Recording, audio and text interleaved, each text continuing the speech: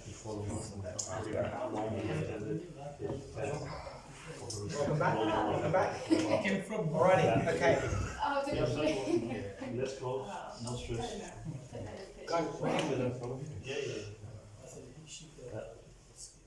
Okay. Ashley. Oh, right, sorry. Okay, sorry. There's always one. Okay, wait, sorry. Attention. Okay, so obviously thanks very much to Varun, and thanks everyone for the contribution to Varun. So now we're going to move on to our next entrepreneur who's very kindly agreed to share some of his experiences over the last 35 years. So everyone welcome Harry. He's a husband, he's a father to Shamil and Natasha. Born in February 1960, so big one next year. So save February next year for his party on his yacht. Came to the UK in 1990. 1990? Sorry, 1970. I didn't pull it. Sorry.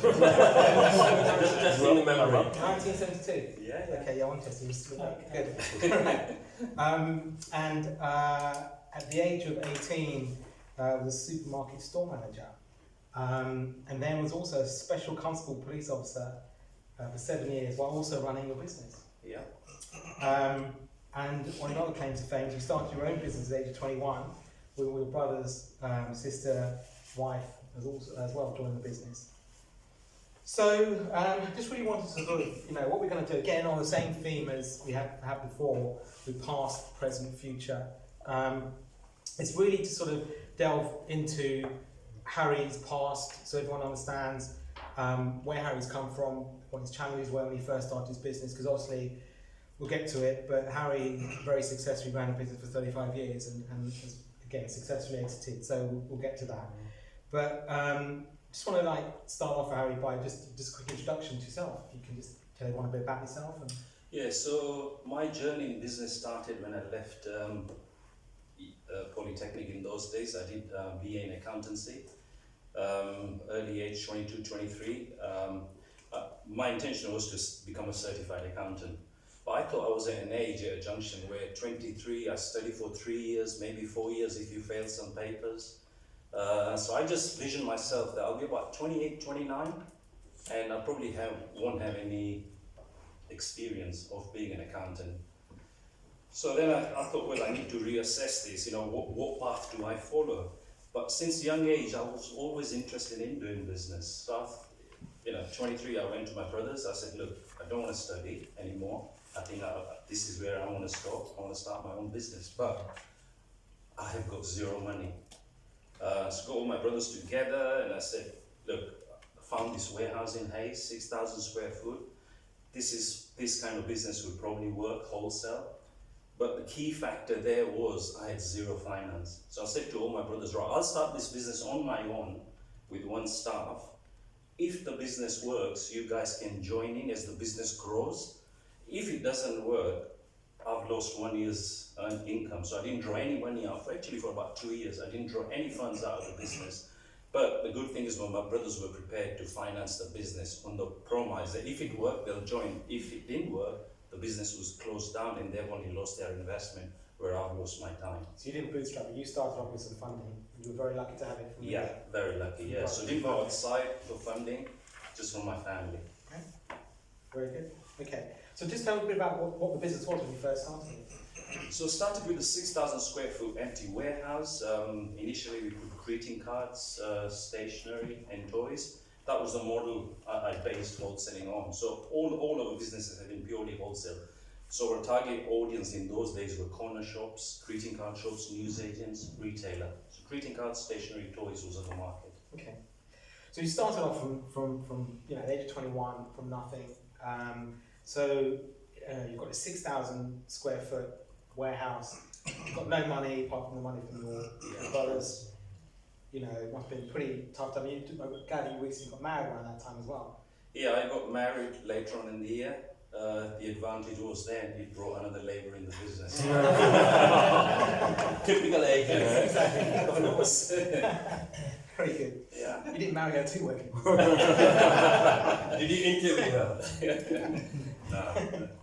Good. So yeah. Okay. So then, so when it's day one, sort of starting this business, and how did you get going? How did you get your greeting cards, your stock in? How did you get your customers? How did you do that day one? Well, it was very, very difficult because I've never owned a business and taken that responsibility at the young age. And obviously, when you've got peer pressure, I was the youngest of the family. And here we are, brothers, sisters at the top end financing the business. So it was very, very hard. But I've always liked a challenge in life. Finding out suppliers, making the initial contact, getting the customers in. Very difficult because of not only setting up a business, but I think thinking about what processes will I need? What processes, systems will I need to implement to make the business grow? That was my biggest challenge. But like Ashley said, I think I day and night, I slept, I dreamt about how I was going to take this business forward. So I was very passionate. What would you say was your biggest challenge? Biggest challenge, which I didn't realize when I opened the business, was that one of our key supplier in those days in greeting card industry, if you didn't have a key brand, customers would not come to you. So in those days in '84, a key brand was a company called Simon Elvin, which still exists. So I got all the small publishers in, made contact with Simon Elvin, and he said, sorry, cannot supply you because we've already got a distributor in the area.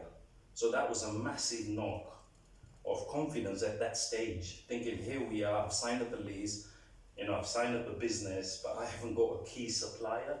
Without Simon Elvin, your business would not succeed. So to me, that was the biggest challenge. But then I thought, what, I'm at a point now, I have to reassess this. And eventually I had it in my mind that I will get through this. I will get through these difficult times, and I will get Simon Elvin as our supplier. Okay. And so did you get Simon Elvin on board? So what happened? How long did it take you to get him? Yeah, so we started plodding along year one, year two. So every year I would meet Simon Elvin himself at an exhibition. There were 2 exhibitions a year. I would meet him, go on the stand. I would write 1 letter every year saying, I fully understand you've got a distributor, but I am here and I'm not going to disrupt the market. The problem you had in those days was it was a very closed market. New kid coming on the block, they would think this is going to be disruption to other competitors or other wholesalers. So I just persevered, chipped away with Simon Elvin, but I did this in a very nice way. I'd go on his stand and I said, I fully understand you don't want to supply me, but just keep in touch. The day you change your mind, I'd be happy to have that conversation. Once a year, I'd write him a nice letter saying, we're plodding along, our business is moving on, I would love to have you as a supplier. I did that, so it took about 6-7 years. 6-7 And years? Wow. yeah, and then Simon Elvin said, Cracked. fine, yeah, I'm happy to deal with you. He said he's spoken to the competitors, that you've come into the market, you've not disrupted it. But I went things about it in a nicer way. Okay, so you say you were tenacious, you had integrity, honesty, that's what won him over. Yeah. Okay, brilliant. 100%. So in those 6 years then, so obviously you said that unless you had Simon Elvin on board, a business can't really succeed without Simon. How did you keep the business afloat? How did you keep it? What strategies did you kind of adopt? Right, our initial strategy with any Asian families, so in our circle of family, friends and groups, there were about 25 retailers. So we thought, we've got 25 retailers to start with. That's going to help us develop the business. But that was one of our biggest mistakes. Okay. Yeah. Friends, relations, I think, whatever reasons they have, that didn't materialize.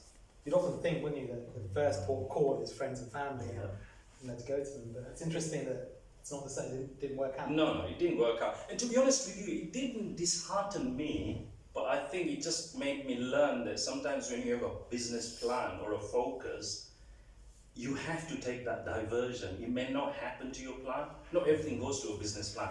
But I think it just rejigged myself that, okay, this is not going to work. They're not coming in to buy. They will be buying from our competitors, so we're not getting that trade. So it was a struggle there. Yeah. But again, there's something I had to reassess myself. Yeah. Yeah. So what sort of marketing strategies did you put in place? What did you do? So in those days, obviously there was no social media marketing. So we used to do mail shots, sending out leaflets. I'd get home every night and go through yellow pages and start doing labeling. So at night time I would get envelopes ready, start sending out mail shots, get a printer, started doing that. Slowly it worked, but there were days, a few months where, you know, we'd open up a cash and carry, open for 12 hours and not a single customer would come in. Wow. Again, you would think it's demoralizing, but I think it just made me think, okay, now what do I do? I'm at a point, customers are not coming in. What do I do? And I always believe that you've got to have a USP in any business, in anything you do, you've got to have a unique selling point. How do you stand out from a crowd? What is something that you can do which is not being done?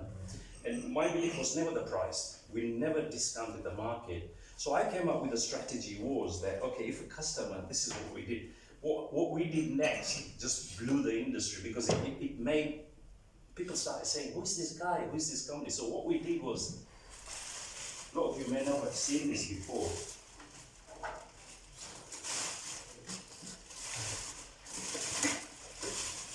So I've still got one original model.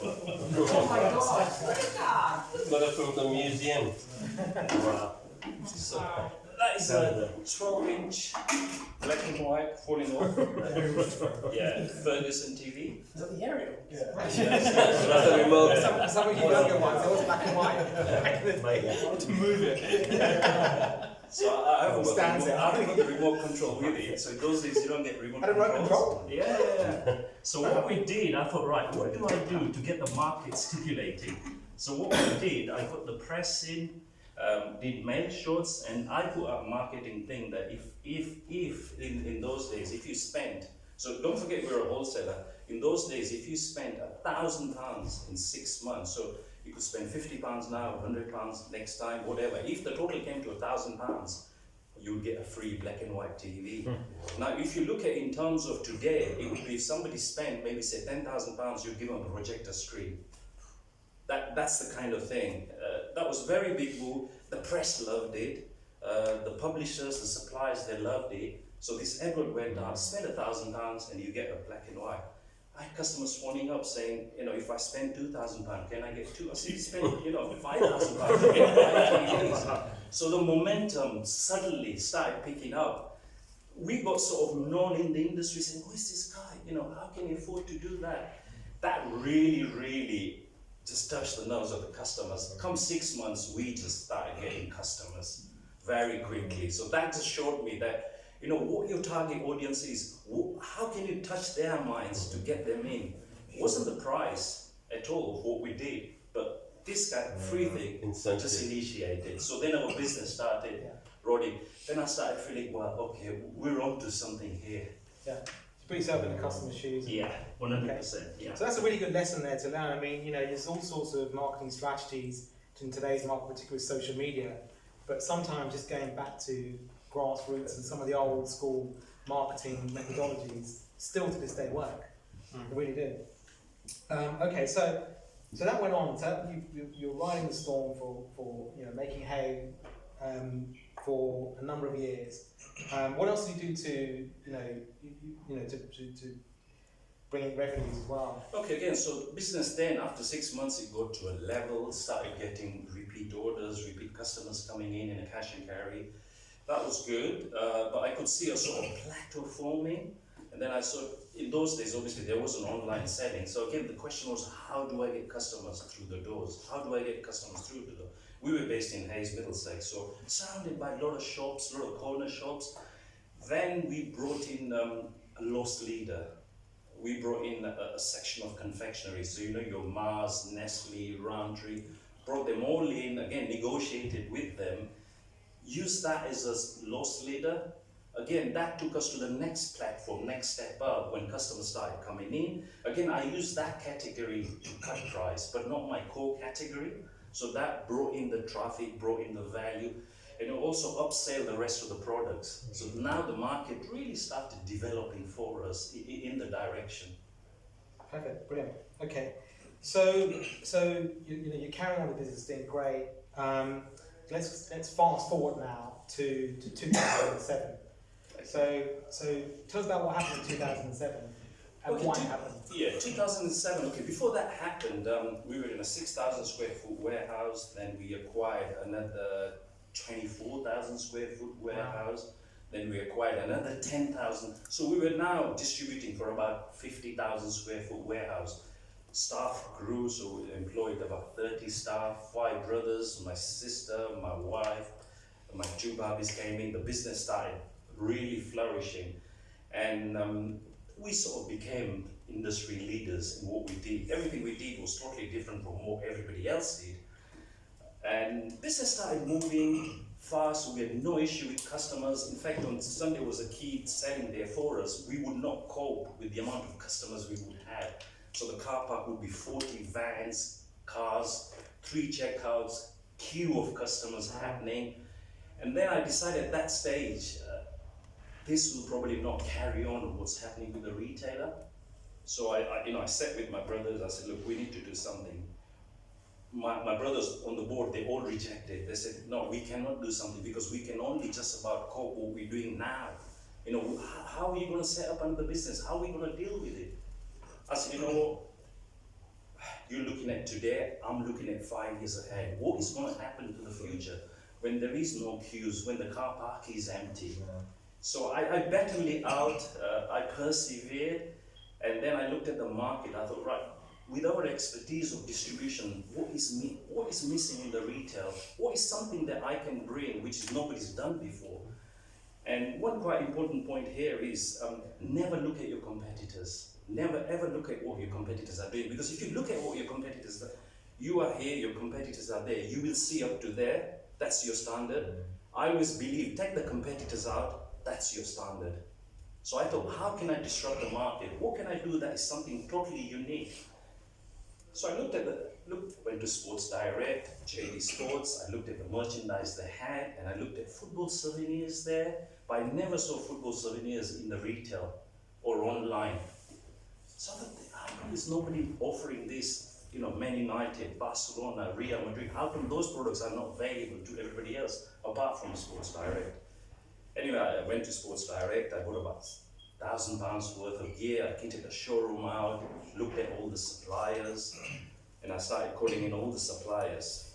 Firstly, I found it very hard to arrange a meeting, but I think when they came in, they knew I'd done my research, and they said, how come you got Sports Direct product? I said, well, I'm going to take this product into the retail. So places like Clinton, World Duty Free, W.H. Smith, Phoenix, and then all the online sellers in those days. Anyway, my brothers kept quiet. I started developing this business, so we formed a company called Spot On Gifts. Spot On Gifts is, our banner was distribution of licensed products, so licensed football and licensed character products. So we brought that in. That was purely a web company, B2B.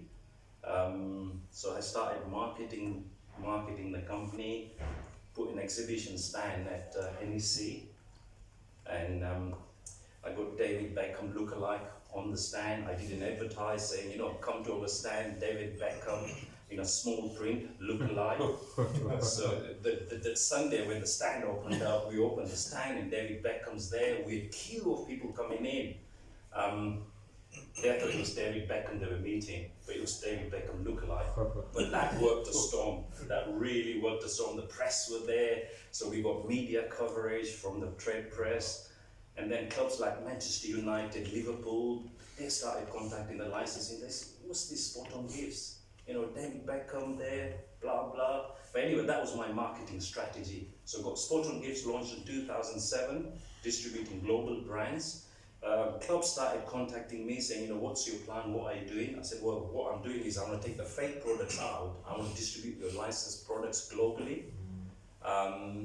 They felt happy. Then I started building relationships with them, and Spot On was formed, and it became very successful in the industry. So we were the first one to take it to mainstream retail.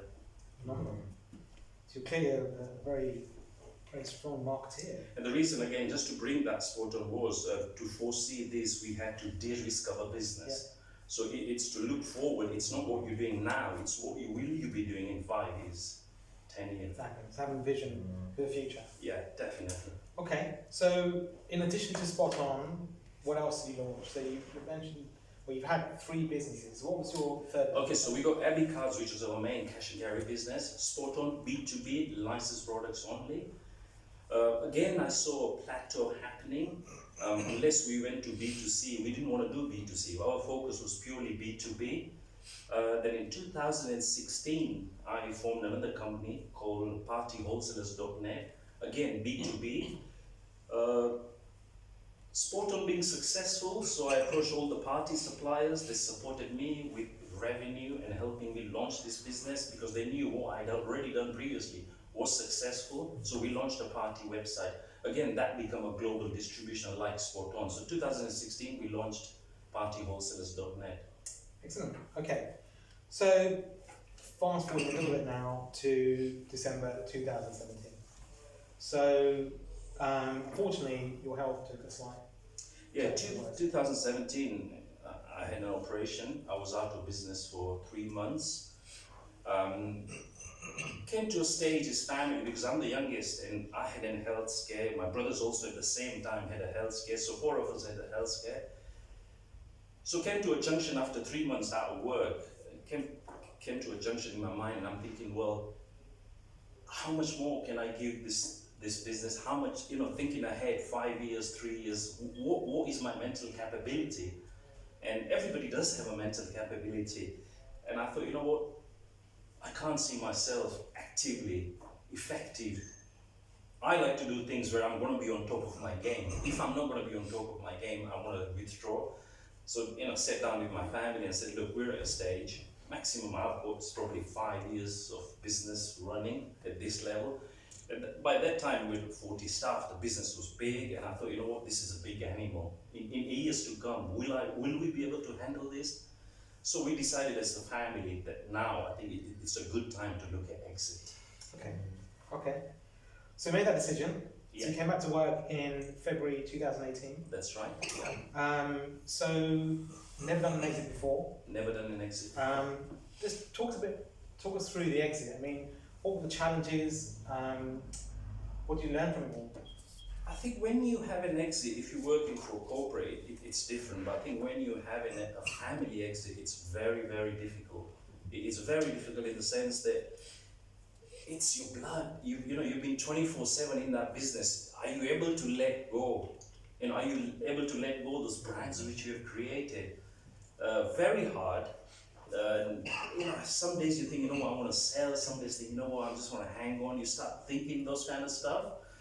And then you think, whom do I contact? Where do I start? It's a minefield if you've not done it before. But we said, and luckily Shanil was on board with us at that time. And I think because I was going through my health issues, Shanil said, Dad, I'll help you with this exit.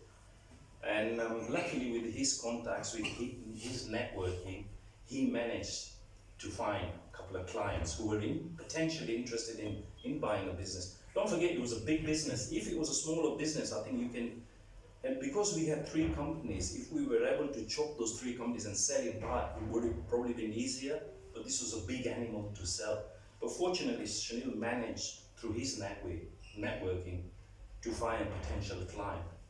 So what advice would you give anybody that's looking to exit? Well, firstly, I think even once we found the client, the challenges we faced during that process, it took us, I think, about 12 months and 2 weeks. So you'd have a meeting with the client and, questions, due diligence, and some days when you don't hear from him and you think, it looks like he's going to pull out. And mentally and emotionally, you go on a roller coaster. On a Friday, you're waiting for something from the client, it doesn't happen, and you think, I think he's going to pull out. What do you do? It is very, very difficult. And I think the most difficult part I found was the actually getting the contract signed. It was, due diligence, compliances, warranties. There is so much involved. In fact, looking back now, I think I find it very easy to set up businesses than actually exit. But if I was going to do it differently, big lesson I've learned is I would probably do it in a reverse way. So I would go to a lawyer and go to an agent and say, right, I want to buy a big business which is valued at this amount. What are the kind of things I need to look at? if they, and they say, right, this is the kind of things we're going to ask a potential seller, I think that in reverse prepares me on how do I package my business to sell. I think that was the key lesson. Key lesson number 2 is it requires a lot of planning, a lot of preparation, and you need expert advice. I think that's where we didn't go. We didn't go out and pay anybody. It was mostly me and Shanil handling this. So I think you need expert people. You need a team around you to sell your company. But actually it's finding out, how deep digging you do to find out about your business. Going back 6 years, where you find this, where you find that, supplier, giving guarantee supplier, the supplier will be happy to sell to you. Those kind of things, it's a lot involved. It was a very, very difficult journey. It's the hardest thing I've done in my life is exiting. But luckily we exited successfully. Happy you've exited? Sorry? Happy you've exited? Yeah, happy in a way. Yeah. Okay, so that now brings us to the future. I mean, now that you've exited, now that you've got your yacht and you're on the full swing, what do you want to do next? What does the future hold for you? When I was, going back 2018, when I was, coming out of hospital, I said to myself, you know what, this is the end of my business journey. This is the end of my career. This is where I stopped. Again, when the exit was happening, my mode was the same. But I think since we exited in April 8th this year, I'm fully energized. To me, it feels that I've got, in my life, I've got unfinished project. There's something I want to do business with. I love 35 years of every minute. I've got no regrets of what I did. I love every moment of it. I don't know, I've got something in me that tells me that I've still got unfinished projects which I need to do. So it's what I'm looking for. I'm looking for the next project. So what are you going to do? Set something up yourself or invest in something, or? I think one thing I would like to do is Shanil played a very key role in our business for 9 years. He really did well to take our business from a certain level to the next level. I think youth.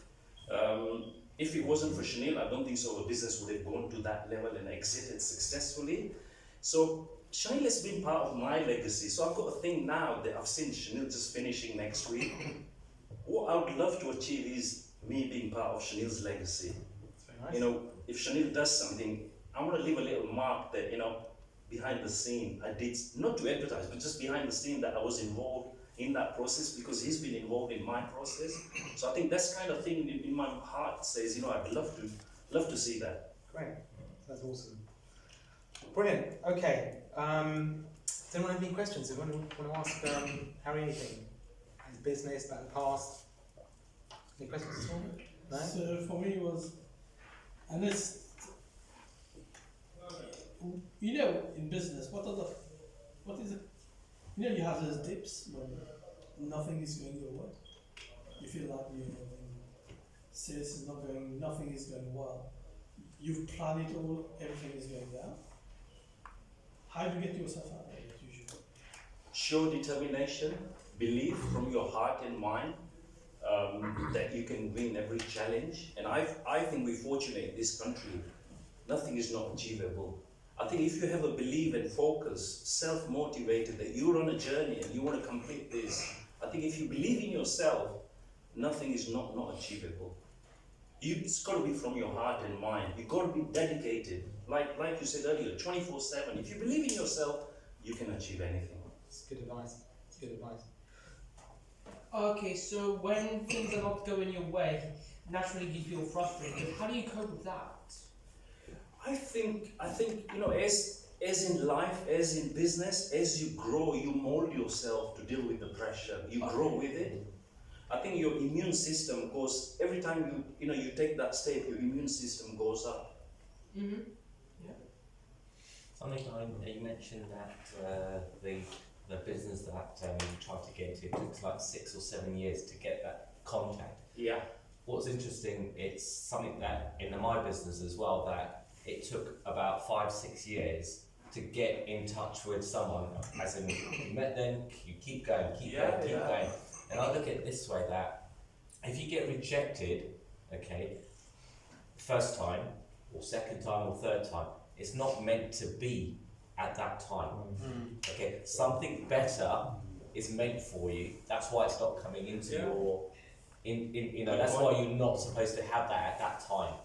But the thing is, okay, as you said, 7 years it took, right? Yeah. Before, and even with mine, it took me like 6 years to get to know someone and get the business with them, okay? But it was, as you said, it's the way you handled it. 100%. You're still being, like, you're not frustrated with them. It's just, it wasn't meant to be. But you would send them letters out, Yeah. okay? Meet up with him at exhibitions and still sort of say, and then he then turned to you and said, right, you know what, your time is now. Yeah. That's for you to come in now. So, something that, I think that's for everyone, for all of us to learn. It's persistence. Yeah, definitely. But then when did you give Diplomatic persistence. Yeah, diplomatic persistence, absolutely. very Yeah, sorry, more from a technical side about your exit plans, right? Now, once you have exited now your business, right? Now, when you are managing your own business, you have control on your own profit and loss, balance sheets, everything is in your own control, right? After you have exited it, you have sold your business. Looking back, do you feel that your structure was something perfect, or more from a taxation perspective and other, or you could have done something better in that structure which could have increased your valuation when you sold us? 100%. A lot of things on the finance side, structure side, we probably didn't do a good job of it. Looking back now, I think if we had looked at it all that would have helped. And I'll tell you why also, once we put it out in the trade press that we've sold the business, the number of emails I had from suppliers, from customers, they were saying that you became part of our life, you became part of our journey. What it taught me a lesson was that I undervalued my business. My business was worth more than what I actually sold it for. That was a mistake I made. I think if I went out and spoke to people, our business would have been more valuable. I didn't realize that in our journey we had touched so many people who felt connected with our business. Their businesses grew because my USP was bringing something different every time. And now they were saying, well, what's going to happen? How do we, what will you be doing? Is it something else? So I think we undervalued the business, yeah. And taxation, financial planning, I think you almost need to repackage everything. Go back 5 years and repackage. But the key lesson here to learn is don't just repackage your business when you're selling. I think what I've also learned, when you have a business plan, at the same time you've got to have an exit plan. Yeah. What is your exit plan? 3 years, X number of branches, X million turnover. Value your business when you're at the top. Don't value your business when you're at the bottom. That's key So lesson. that's just one point I want to focus on. I think the thing that stood out for me was it wasn't blindness ambition. I think you kind of went into it eyes open. You had targets of achievement. So if you didn't do well in the first year or 2 years, you had an exit plan, and you continued to work like that. When you saw something dying down, you looked at the next thing. But the fact that you concentrated so much on your exit plan and were so involved in that process, it's reflective of how you kind of run your business. I think if you can continue to target the next thing without an idea of when you feel content, then you get yourself into trouble because you're always chasing. So you need to have a view, a vision, and know when you've achieved that vision and how to get out of it. I think the point you touched on, in any business, I think even in your personal life, you have to be visionary. It's not where you are today, it's what's going to happen. Have a good day, everyone. Thank you. Great here to meet you. Take care. Take care, everyone. Bye. Bye. I think you touched on a good point there. You've got to have a vision. And that vision of journey, you're traveling from here to Leicester. There may be diversions, there may be roadworks, you come off that junction and get back on track. But the key for us, it was being visionary. What is the next 5 years? I'm very busy at the moment, can't do this, I haven't got time. You have to suppress all that. What is your vision going forward? Yeah, and managing change and embracing the change, and just working with it, I think. Just a quick question. 2 questions actually. First is valuation. Did you just look at your revenue and what money was coming to work out what the valuation of? You had independent people to assess how much you're worth. The second is to do with a family or 5 MDs technically. Yeah. Usually they say you should never do a business with a family or somebody. Where you were 5 equal, I presume equal partners. Did you delegate each other with a certain area to deal with it? Because it could be a kind of worms with working with a family. Okay, very easy. So I did get a valuator in, and when he valued my business, I thought, this is going to be worth more than that. So a valuer came in, looked at our accounts, and he said, right, this is what we think X in the current market. Wholesale businesses, are you able to sell wholesale businesses? Market entry, we've taken football in, more players started coming in, we brought in party, more players started coming in. So I had a valuation done, and I thought, nah, this can't be right. So I in fact I put a value higher than what a valuator did. And Chanel went to the market to sell that. So valuation I did, but I didn't use it because I thought my business is worth more than that. And also I think the potential buyer will come to your business. If your business is efficient, he will probably say, I'll value this one. If he can spot gaps in how you run your business, if he can think he can take it next level up, that's your valuation increases then. What gap does he see in your business? So when I was packaging, when we were having meeting, I was sort of I gave him a sort of a next level plan. This is where the gaps are in our business. As a family, this is where we've taken to. Health is coming. To do this is what you need 3-year planning. So I actually prepared another business plan for him, and I think that's where the valuation increased. With my brothers, very, very fortunate, very lucky. 35 years with my brother, my wife, and my sister, my baby, everybody, never ever had an issue at all. Even on exiting, they said to me that, if Chanel wants the business, there's no goodwill. We will not take money from him for stock. If the business is running, he can pay us monthly. So family support was unbelievable. We've never ever had an argument at all. Even the exit, I used to call them in the meeting. I said, come on guys, you need to come in because I want you to share the stresses. I want you to share the problems. And they said, no, you know what, we're happy. You do what you need to do, exit. Regarding the terms, the lawyers, all that, we'll just leave it to you. So for me, I wouldn't say it was an easy ride, but there was no pressure from the family. You can have a board of 5 people and you can get pressure. I didn't have any of that. Basically, they left it to me and Chanel. Wow. Yeah, so I had one question. Would it be a mistake for some people to think it'll be much easier to set a business back in the 1980s than now, when its saturation is quite high now? Would it be literally start over today? Do you think it would be easier or harder? Or I think the challenge it's the same. Whenever you start in your time frame, the challenge is always the same. So no, I don't think so. Whether it's 80, even if I start a business, I probably will face the same challenges. Maybe I'm equipped a little bit now. I don't know, but the businesses have moved forward.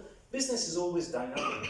When somebody, I used to meet my competitors at events, at networking group. I used to meet my competitors, and I used to look at my competitors. And like I said before, I never looked at a competitor. But when I spoke to you, I knew you didn't have the hunger in your belly. I knew that you were happy just plodding along. So that gave me some kind of thing, you know what? I can run faster than these guys. Although I don't like to knock anybody, but I think it just equips you. So time frame doesn't matter. Whenever you start, there is never an easy moment to start a business from zero and take it to a level. Can I just add, just a very quick one on your thing? There was this guy, Jack Ma from Alibaba. He said something because he said actually, when he was coming into his business, what happened is he said, "There's nothing left for us to take." IBM, Microsoft, Apple, everybody taken everything. There's nothing else for us to do.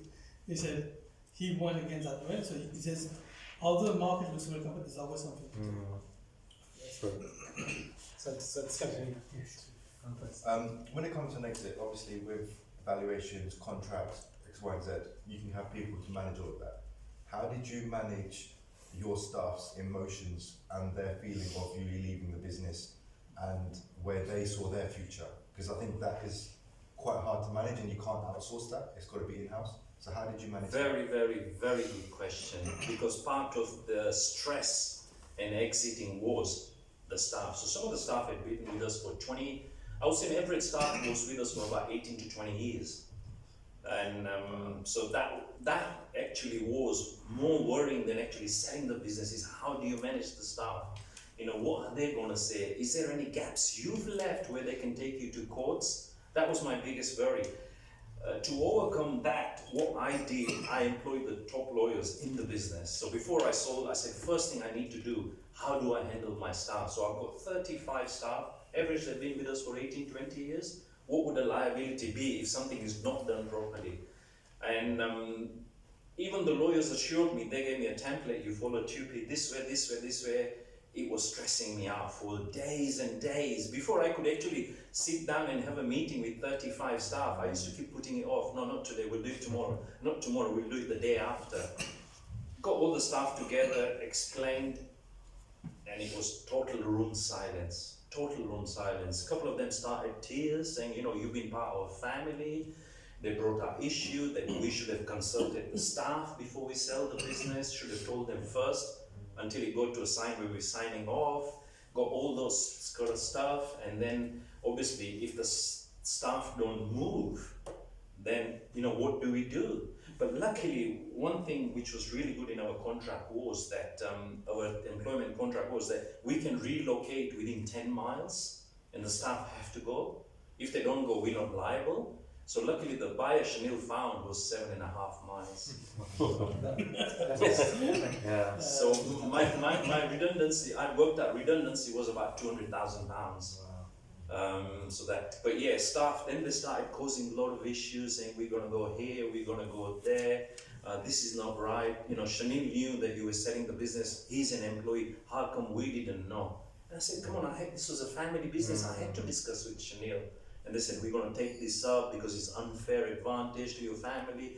So they started doing all that stuff, but it worried me. But luckily I had somebody behind me legally who would direct all the answers to them. And But it was very difficult.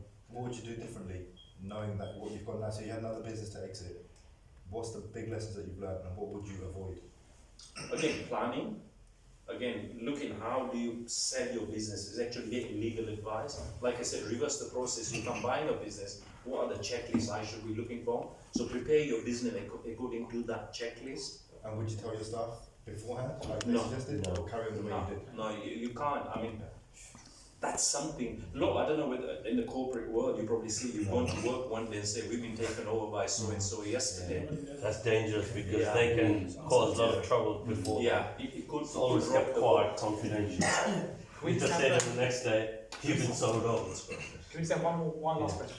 Well, really, this is much more of a personal thing, and my experience of speaking to other leaders and stuff like that is physically, how did you have to look after yourself? Did you keep fit? Because all of these things, all these pressures are at you, and really, your physiology is key, I think. But Very, very good point again. I think you can, once you're running a business, you can just come home and shut the door and you think all your problems will be solved or you will feel better next day. It never happens. Never happens like that. If you think you can go to bed tonight, rest at home, watch TV, you wake up in the morning and you'll feel better. No.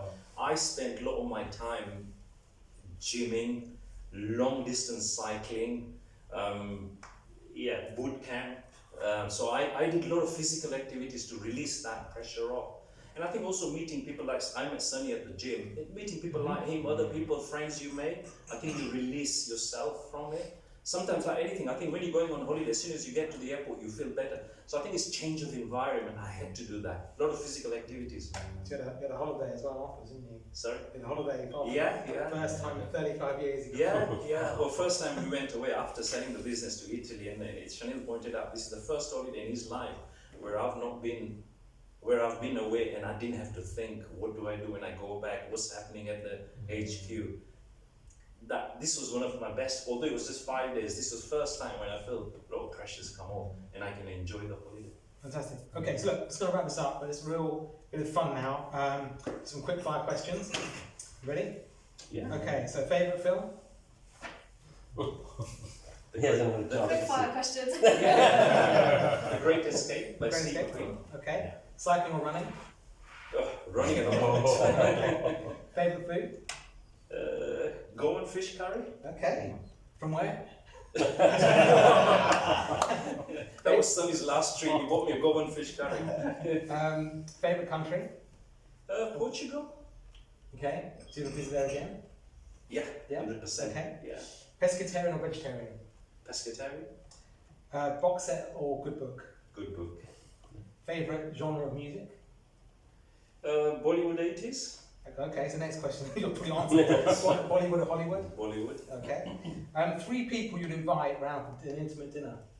3 people. Okay, first one would be Michelle Obama. Michelle Obama. Yeah. Okay. Second would be Jose Mourinho. Okay. That's interesting. Yeah.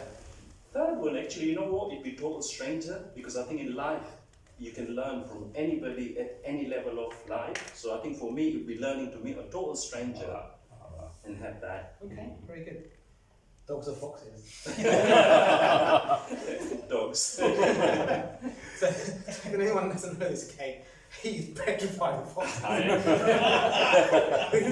We're in Upton Court car park, okay, after a running session, and so he's pushing out the car, he wouldn't get out. It's true. He might be a leader, but he's scared of foxes.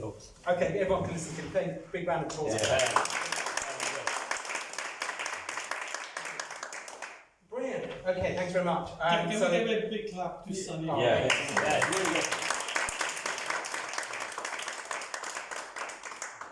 All right, so now just find any other business. So anyone wants to take the baton for the next one? So, yes. Either we can do it here, or if anybody want to, if we still have a framework structure. What's the situation with Sunny? Because you sold this, obviously, not you, Sunny, the owner of this place, he sold this premises now. Oh, yeah. Yeah, so I think until it we may hear be. from him, I'm going to obviously message him after the Yeah. list for thanking him. I'll ask the question, Yeah, but I think because- he's still here for 3 months, he was saying. Okay, so for at least for 3 months. And obviously, if he introduces us to the next one, then we'll see. Yeah, But yeah. if everybody likes the venue, then we stick to this. Unless we Well, it's much more quieter than hockey club because we're sharing with other people. So, but if you can get this one, it's brilliant. I think we're sort of thinking about the structure of the group. I mean, obviously, you know, as a group, Structure and format. format as well, in terms of, you know, small contribution or whatever, because that way we can get probably a nice venue and also some, Yeah. you know, some food and drinks or whatever. I'll put So, you know, we're kind of working that through at the moment, part of the group. This is one suggestion. Sorry, I know this is quite interesting to have 1-2 people, particularly about their business situation. Perhaps we can have some mini topics in future. Who they may be in their business have got issues, rather than spending, you know, 2 or 3 sessions about specific, because some other people might have a mini issues that, in my business, we literally spend 10 minutes, 15 minutes, rather than focusing on 2 main projects like that, because it engages other people into, because it may not be to deal with their own business situation, but they may have issues. Just that. Sure. Interesting. Yeah, I think that's quite interesting what you're saying. Yeah. Because I think we will look at the frame. I think that's one format. I'm saying again, out of this there could be different formats we can explore, which is basically almost like, you know, helping people with business issues, Yeah. rather than just. Yeah, so the way we were talking about it before was every meeting doesn't have to be structured the same. Yeah. So one time can be 2 businesses, one time can be troubleshooting, Yeah, one time yeah. can be something else. But me and Chanel were talking, we're happy to host the next one if everyone's okay with that. Yeah, that's fine. I think what we can do is the focus group can look at various ways, Yeah, how we different can, formats. you know, whether we get associate all that. I think we can do a separate time how we run these meetings. Speaking as somebody who's, you know, this is my first time here, I mean, I thought this was brilliant. Yeah. It's Thank you. very smooth, very easy, very informative. It's usually you pay a lot of money to attend these types of things. Well, thanks for joining us. Yeah, thank you. Well, not only Abbas, Devon and Sapna, thanks for Yeah, coming. Yeah, absolutely. Thank you. joining us. Thanks for coming. Is there like I was thinking on Twitter, Yeah. like a LinkedIn group or something Is like there that? a WhatsApp group? Yeah, there's a WhatsApp group if anybody wants to join, the new people, stuff now. So I've already got Dev's number. We can add you on to. I've got about 15 to 20 members at present, and basically we share views in there, and probably got. I think So what we're trying to do is keep these. Sorry. I think what would be good is, obviously we've had focus meetings. I think Abbas and Devon and Sapna, if they've got any ideas, because this is their first time, I think it would bring a bit of fresh breath to what we're trying to do from their side. But we can coordinate with you, Abbas and Devon. The group is it's a bigger group. I think what we've tried to aim to do is to keep the group to 14. So we have 10 core members that first come first, put the names down to attend, and then we have 4 guest spaces. And if those 4 guest spaces aren't taken up, then anyone else in the waiting list from the members group can then attend. What is the objective here? What are you hoping to achieve? So, What is the objective of this meeting? So basically, some startup businesses, as an example, to help in their journey. So, as an example, in my business, I came from the corporate world, and I personally run this business, my own business, just completely on my own, without any support, any guidance, but there's other people who've had experience or certain challenges. So I think today we were saying, Varun, there's certain things you didn't think about today. That in this forum we've got a number of people that have different views that can bring something to the table that you may not have seen. And sometimes when you're in a business as well, and you're growing a business that grows very rapidly, you get so involved you can't see the wood for the trees. And sometimes you just need to take a step back and hear other people's views on your business and get some input to help you break out of that mold and to kind of help take your business in another direction. So from an objective perspective, it's just getting to learn about learnings and how to grow your own business and develop your own business and take it further. Within that 14 member framework. The reason why we put 14 and a smaller number is one, we can actually analyse the business in greater detail rather than having 30 members all around the table. Yeah, because you can Well, just it's forever. you can Yeah. fill this like very easily. Yeah, it's very diluted. Exactly. Yeah. Exactly. And also Yes. on the basis that because we're analysing a business and some of them are startups, we didn't want a big group where someone could just steal an idea. Yeah. So we wanted it closed and people eventually will sign NDAs Yeah. where it stays within this forum, and then that's why we wanted to keep it closed, and then people keep coming in, and eventually when we grow we'll have to see where it's going to go, but that's the basis of becoming a 14 group rather than a large group. Format is it's an evolver. So we've been experimenting with different formats. That's one format. But I'm happy to loop you guys in terms of actually the framework going forward. So this is one format, but the bigger picture, my intention always is to impact the bigger side of society.